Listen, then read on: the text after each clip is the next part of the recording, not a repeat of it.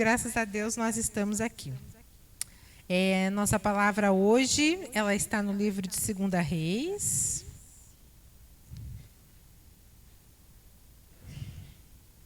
Segunda Reis, capítulo 5.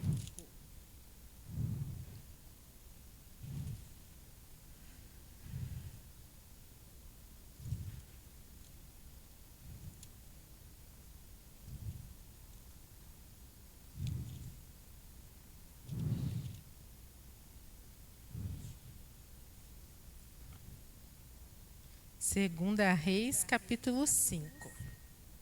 Vamos ler?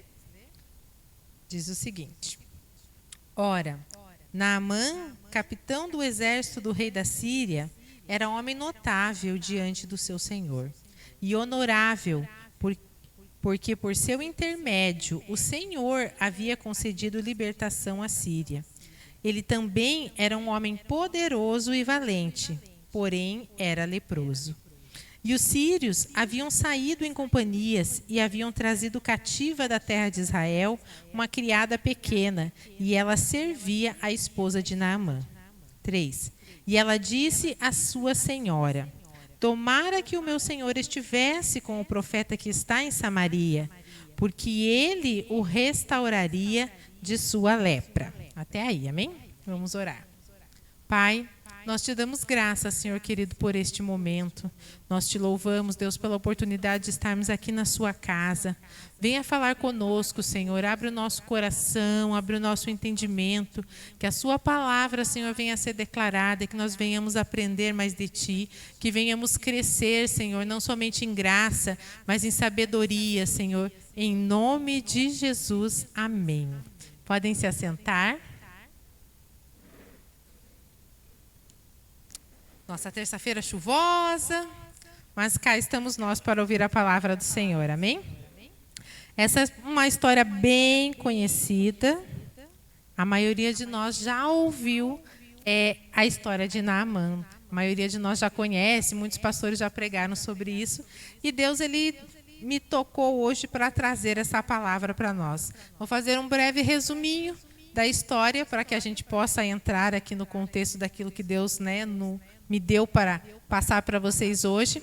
Mas, como a gente leu aqui, Naamã, ele era o comandante do exército da Síria, ele era um homem poderoso, ele era um homem, como a palavra diz aqui, honorável. Alguém que era muito admirado pelo seu senhor, que era o rei, e alguém muito admirado pelo seu povo. E a história conta que os sírios, eles entraram em confronto com Israel e eles venceram essa guerra.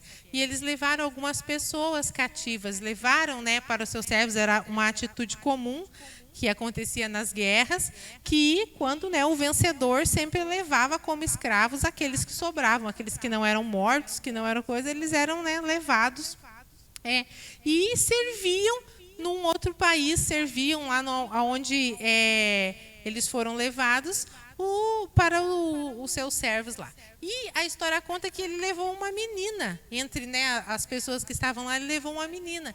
E essa menina, ela era escrava na casa de Naamã. Ela servia a esposa de Naamã. E a história conta que Naamã, mesmo ele sendo uma pessoa muito importante, mesmo ele sendo alguém muito admirado, ele era leproso, ou seja, ele tinha uma doença que para a época era uma doença incurável, era uma condenação. Então, e essa menina que servia lá, ao ver o seu senhor naquela situação, porque a lepra era uma doença na época que era condenada, não havia o que fazer, a pessoa morreria. Infelizmente, era algo que não havia cura para aquela doença. E ela fala para a esposa de Naamã, ela fala assim que se o senhor dela, se Naamã ele fosse ter um encontro com o profeta de Samaria, que era o profeta Eliseu, certamente ele seria curado. E a sua esposa, ela conversa com Naamã, e isso faz com que uma esperança ela nasça no coração de Naamã. E Naamã, ele vai então até o rei, e ele conversa com o rei, conta a história, e o rei dá permissão para ele, para que ele vá até Israel, O rei, inclusive, faz uma carta para enviar para o rei de Israel, para que ele vá lá e seja curado, e vá conhecer esse tal profeta, né, que era capaz de realizar esse grande feito. E essas coisas acontecem, a história lá seguindo, ela conta que o rei de Israel, ele ficou incomodado. Ele ficou, né, porque ele já havia perdido a guerra, ele já era, né, subjugado pelos sírios, e ele ficou muito incomodado, porque ele falou assim, meu Deus, e agora? A gente não cura o homem, o que vai acontecer? Vamos ter uma nova guerra, nós vamos perecer novamente na mão deles. E com certeza havia muita preocupação no coração do rei. E Eliseu, quando ele fica sabendo disso, ele manda uma mensagem para o rei de Israel, ele fala assim, não se preocupe, mande o homem vir. Né? Se é esse o intuito, se esse é o desejo dele, mande o homem vir, que eu vou resolver o problema, mais ou menos isso. E aí, então, Naamã, ele vem para o encontro de Eliseu, ele vem encontrar o profeta. E ele traz, né, muitas riquezas, a palavra fala que ele traz ouro, que ele traz prata, que ele traz vestes, que ele traz, né, roupas, e muitas coisas para presentear Eliseu. E Eliseu sequer o recebe como Naamã quando ele chega, né? Naamã, ele era um homem poderoso. Com certeza, todos os lugares aonde ele ia, ele era muito bem recebido, né? Ele era honrado, ele era, né, louvado ali, ele era com certeza uma pessoa de grande destaque. E, no entanto, Eliseu sequer o recebe. Ele manda o seu servo, né, Geazi, ir lá falar com ele e falar assim, o profeta falou assim, que é para você descer lá no Rio Jordão e mergulhar 7 vezes, que a sua doença vai sarar. E isso faz com que o coração de Naamã fique muito irritado. Isso faz com que, né, ele fique muito brabo com isso. E ele, né, reclama, fala, porventura não tem em Damasco, não tem nas minhas cidades lá na Síria rios muito melhores do que o Jordão, para que eu venha ter que me banhar aqui? E ele decide ir embora, gente, sem ir lá fazer, né, aquilo que o profeta tinha mandado. Ele fica tão brabo com a situação que ele decide ir embora. E então, o que acontece? Os seus servos ali, né, que estão com eles, falam assim, mas, meu senhor, se de repente o profeta não tivesse pedido algo mais difícil que isso, você não faria? Você não iria lá se ele tivesse pedido algo mais complicado, algo muito difícil? Por que você então não faz? E aí então Naamã decide, né, cumprir a vontade do profeta. Ele decide ir lá, ele vai, ele mergulha as 7 vezes e ele sai completamente restaurado da sua doença. Isso gera em Naamã uma gratidão muito grande. Ele retorna para falar com o profeta, ele quer presentear o profeta com aquilo, né, que ele havia trazido. No entanto, o profeta acaba decidindo e ele decide que não, né? Ele fala que ele não quer nada daquilo que foi dito. E Naamã, ele vai embora e volta para a sua terra. Mas a história se encerra, né, assim. Tem mais uma parte ali que Geazi ele acaba indo atrás novamente de Naamã e requerindo, pedindo, né, mentindo, dizendo que o profeta mudou de ideia e que queria os presentes que ele havia trazido. E por conta disso, o profeta Eliseu ele acaba amaldiçoando Geazi e fala assim que a doença que estava em Naamã agora passaria para Geazi. E ele seria leproso, não somente ele, mas todos da sua descendência, por conta dessa má atitude. Mas o que eu quero falar hoje de toda essa história, que, né, Deus me chamou a atenção, é em relação a esta menina. Essa menina serva que, né, apresentou a Deus para Naamã, né, deu uma esperança, apresentou alguém que poderia resolver o grande problema de Naamã. Porque Naamã ele tinha um problemão, gente, um problema insolúvel praticamente, porque não havia o que fosse feito. Mas graças a essa menina, graças a ela, a essa serva, ele acabou, né, resolvendo um grande problema que havia na vida dele, e também ele acabou conhecendo né, o verdadeiro Deus, o Deus de Israel. Ele acabou reconhecendo, né, que havia um Deus soberano entre todos os deuses, porque a maioria dos povos daquela época, a maioria dos povos daquela região, eles eram politeístas, eles acreditavam em vários deuses, eles não acreditavam somente num único Deus, mas eles adoravam diversas divindades. E então, graças a essa menina, Naamã, ele conhecer a esse Deus e resolver o seu problema. E o que me chamou a atenção nessa história, que é o que eu quero compartilhar com vocês hoje aqui, ó, o coração dessa menina. Porque provavelmente essa menina, ela tinha tudo para que ela nunca apresentasse Deus para esse homem. Afinal, esse homem, ele foi um opressor dela. Provavelmente a sua família foi morta nessa guerra. Provavelmente seus pais podem ter sido mortos lá. Ou se não fossem mortos, eram também escravos junto com ela. Então, havia todos os motivos para que ela não oferecesse ajuda a Naamã. Havia todos os motivos para que ela ignorasse. E, no entanto, a gente se surpreende. Porque a frase dela é quase que um lamento, né? Ah, se o meu Senhor conhecesse o profeta que está em Samaria, com certeza ele seria curado. Então, essa atitude dessa menina de esquecer aquilo que passou, de não dar importância para o mal que fizeram a ela, mas ainda assim apresentar uma solução para a vida do seu opressor, apresentar um Deus para a vida deles. Então, o tema que eu escolhi para hoje, né, para essa mensagem é facilitadores do reino de Deus. Então, essa menina, ela foi uma facilitadora do reino, ela foi uma colaboradora de Cristo nessa evangelização, nesse objetivo de levar as boas novas, de levar Cristo para as outras pessoas. E mais do que isso, ela não foi simplesmente uma facilitadora de levar Cristo para um desconhecido, para alguma pessoa que ela não conhecia, mas ela levou a Cristo para o seu inimigo, para aquele que lhe fez mal. Ela levou a Cristo, ela apresentou a Cristo, ela venceu as suas frustrações, as suas mágoas, ela venceu o seu rancor, a sua raiva, o seu ódio, aqueles sentimentos que tomavam conta do que havia acontecido por ela, com ela, né, para apresentar uma solução para o seu mestre lá, para o seu Senhor. Então, o que eu quero falar hoje sobre isso é sobre essa atitude de como nós podemos ser facilitadores, como que nós poderemos ser cooperadores de Cristo e não impedimento.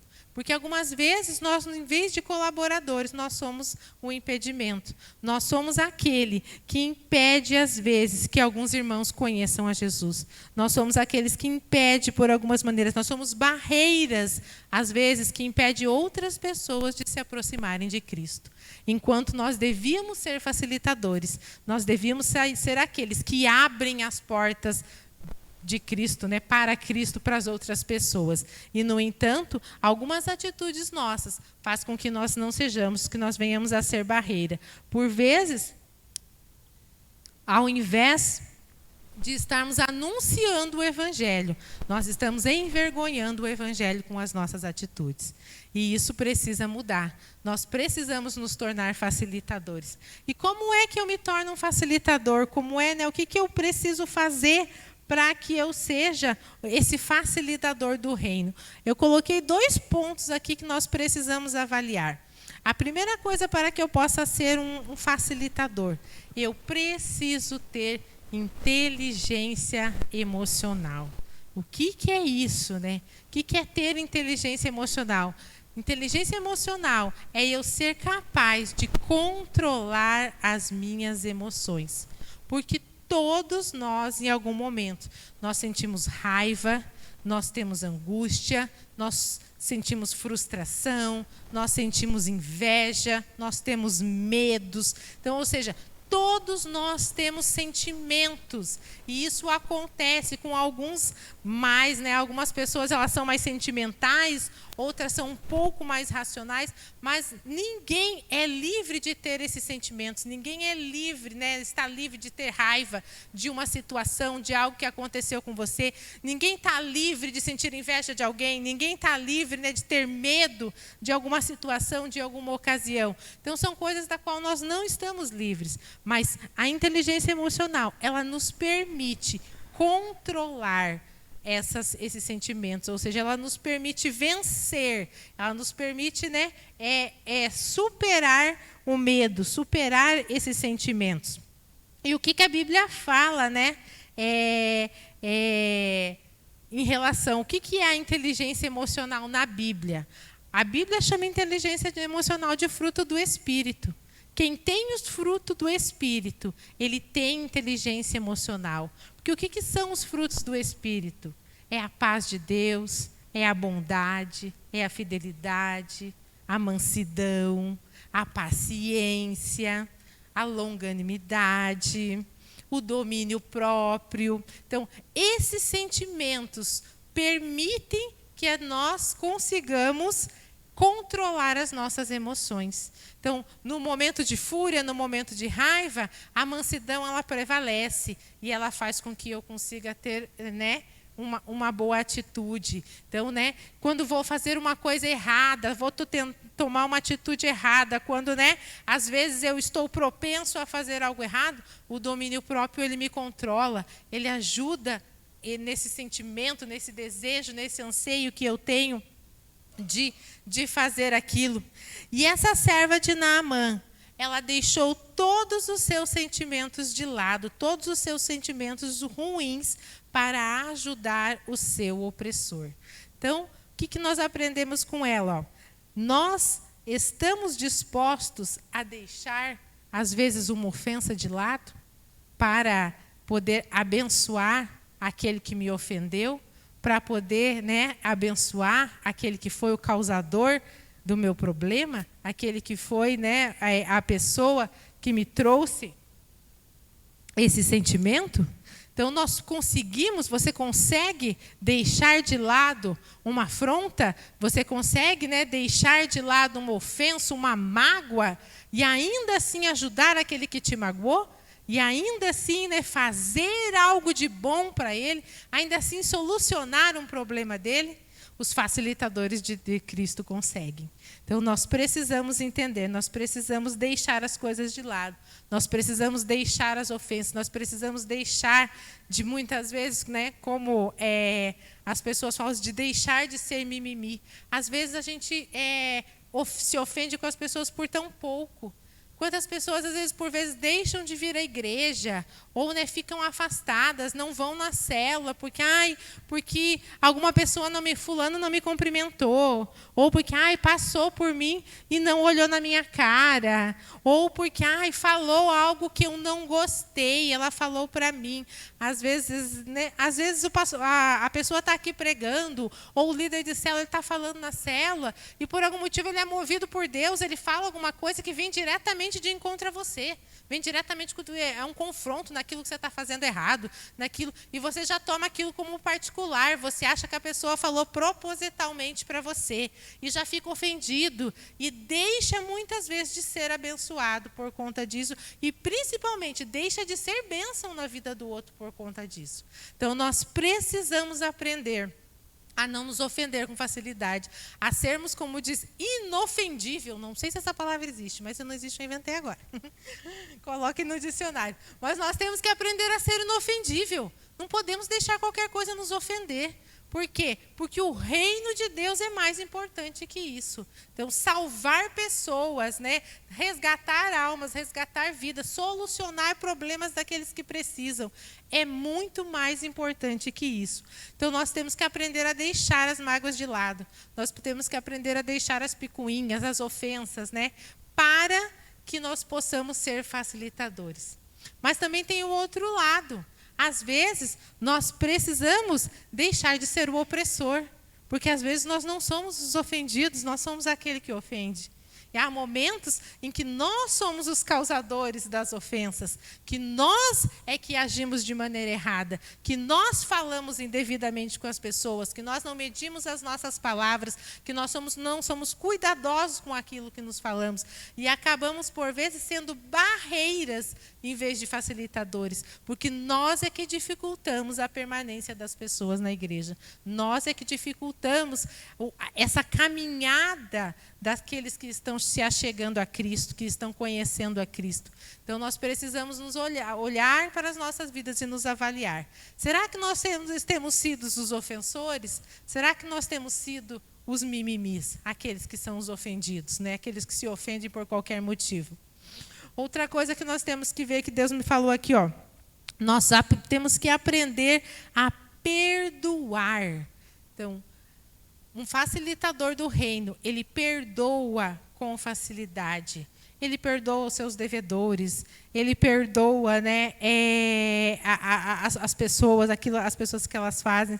Uma das coisas que Deus me tocou assim é que nós precisamos perdoar as pessoas que fazem coisas erradas para nós precisamos perdoar as pessoas que muitas vezes nos devem, nós temos que perdoar, né, aquelas pessoas que algumas vezes nos passam para trás, vamos dizer assim, nesse sentido. Por quê? Porque você precisa ser um facilitador. Então, eu não estou defendendo, gente, eu não estou defendendo a pessoa que de repente te enganou, a pessoa de repente, né, que te deu calote. Mas nós precisamos entender que o reino de Deus está além disso. Às vezes nós ficamos falando mal dessa pessoa, ficamos desdenhando essa pessoa, ficamos, né, não só nessa questão, mas em outras questões também, e ficamos ali falando nela, sendo que o único culpado dessa situação somos nós mesmos. Eu lembro uma vez que eu emprestei um dinheiro para o primo do Eduardo. Queria ser boa, né, gente? Já não... Eu queria ser boa. E logo que eu me converti, e ele veio com uma história triste para mim, eu acreditei, fui lá e emprestei dinheiro para ele. Meu Deus, pior coisa que eu fiz na vida. Eu odiava aquele piá. Ai, Senhor, eu não podia... Aquele homem tirou a minha paz. Aquele homem tirou a minha paz por conta desse dinheiro. Por quê? Até que um dia... Deus falou bem assim, mas a culpa é tua. Quem que emprestou o dinheiro? Não foi Deus, não, acho que foi Eduardo. Um ungido de Deus. Falou assim, mas a culpa disso é tua. Foi você que emprestou? Por que você está cobrando dele? Por que você está fazendo isso? Se a única pessoa era você que não devia ter emprestado.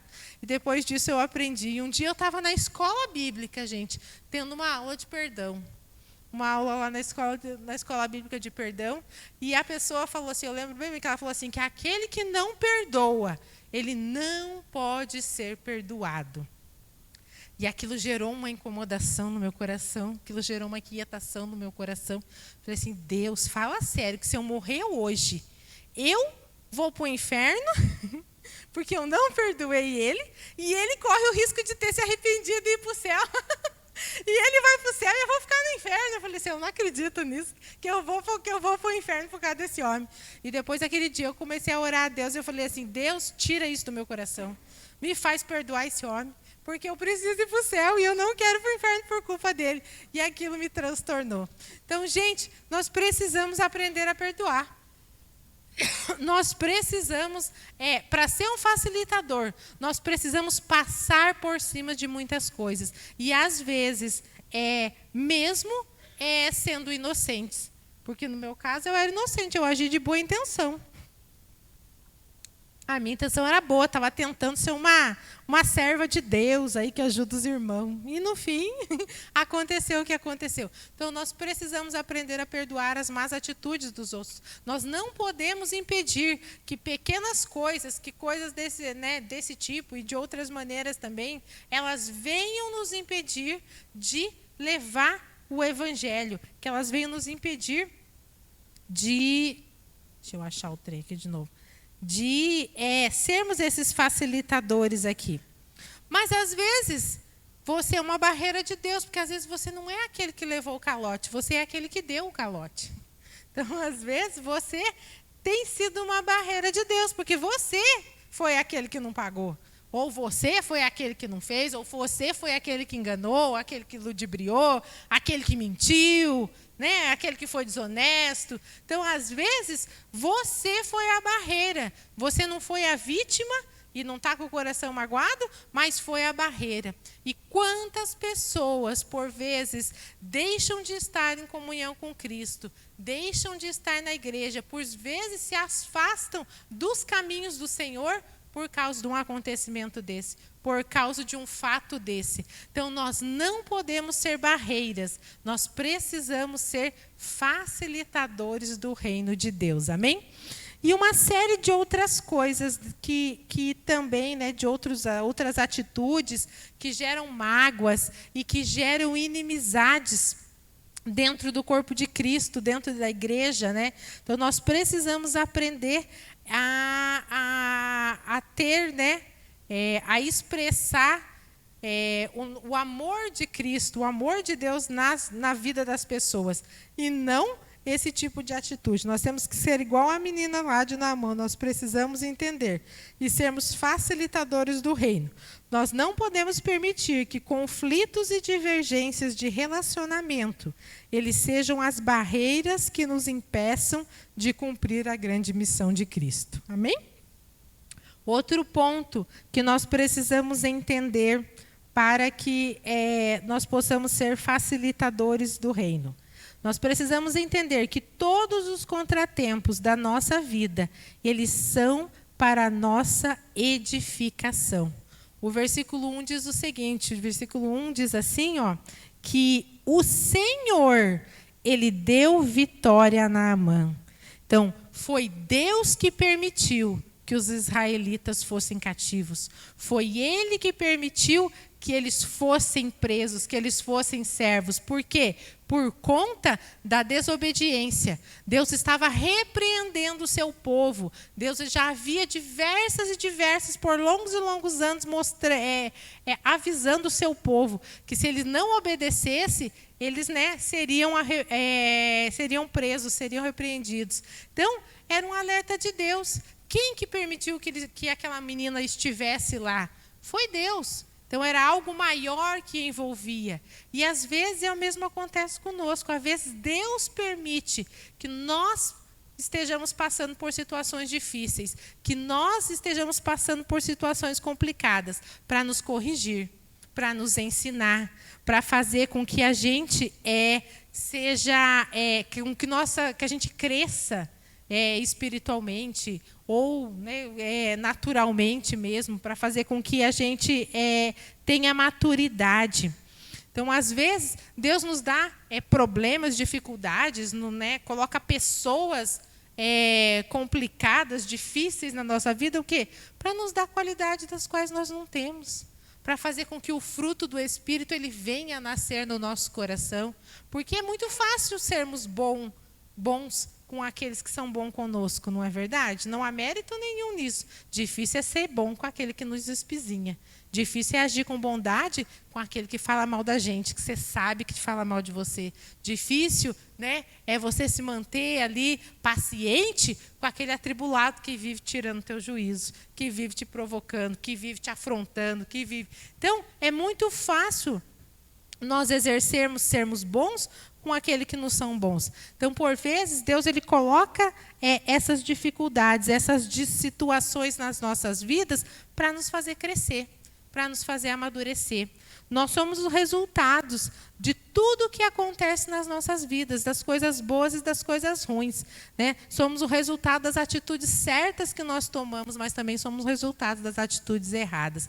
Nós aprendemos, Deus nos ensina com os nossos erros, Deus nos ensina com essas situações adversas.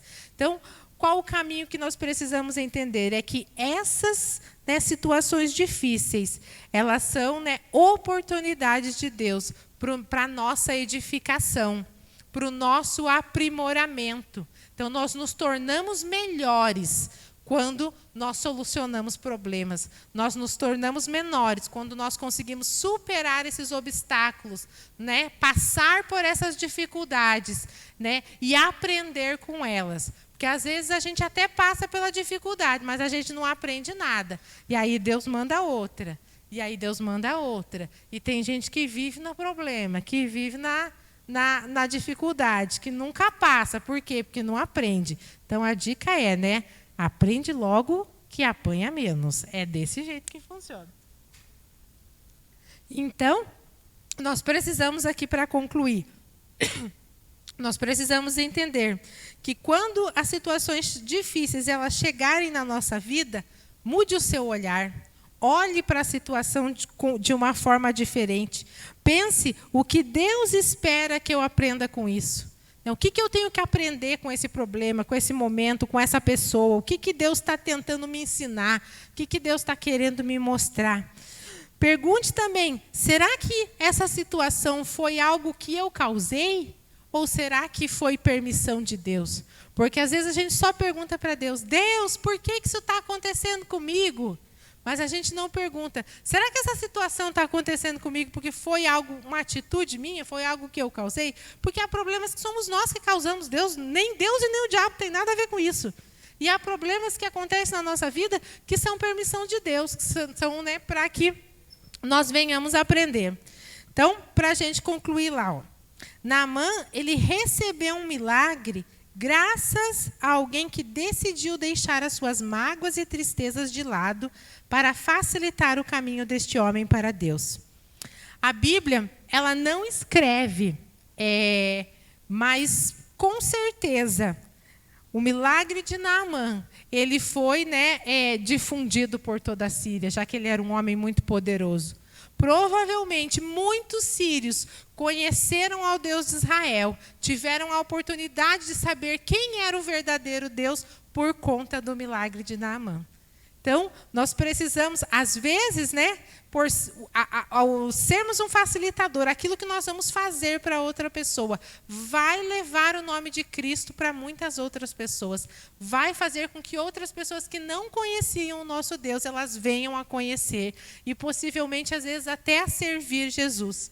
E um outro ensinamento que ele nos dá aqui, é que aprendemos que Deus deseja salvar a todos, inclusive os nossos inimigos.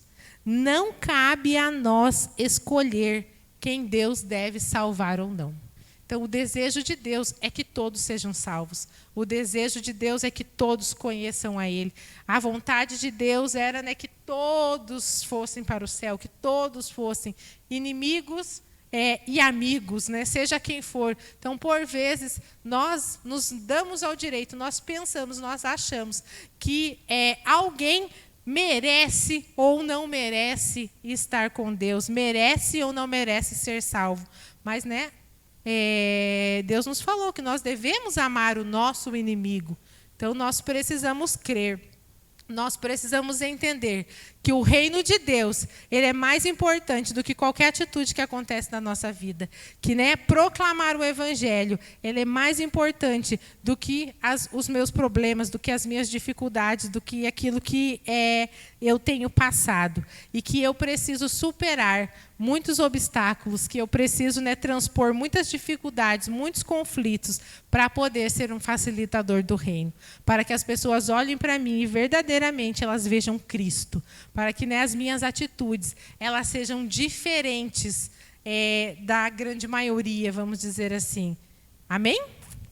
Então, que a gente possa refletir nisso, vamos nos levantar, vamos nos colocar de